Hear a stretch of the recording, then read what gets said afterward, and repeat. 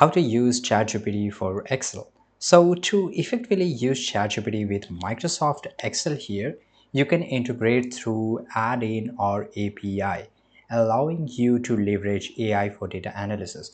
But because Microsoft gives you a subscription where you can use some kind of a ChatGPT in your Microsoft Excel. In fact, it's integrated in every Microsoft applications or product. So here what you have to do, first of all, install the ChatGPT add-in, which is compatible with your operating system. So we'll just go to Google here. Let's go to Google and search for download ChatGPT, right? And here we can get this option of download ChatGPT and we can download it. So it's for desktop. So we will just go and select for Windows.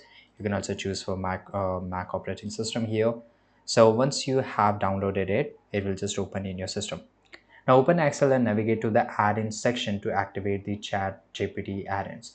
A new label ChatGPT should appear in your ribbon.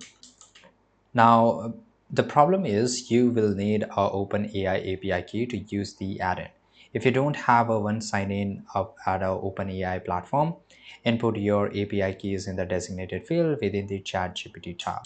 Now, how to find OpenAI API? So just go to Google OpenAI API. You have to log in into your account.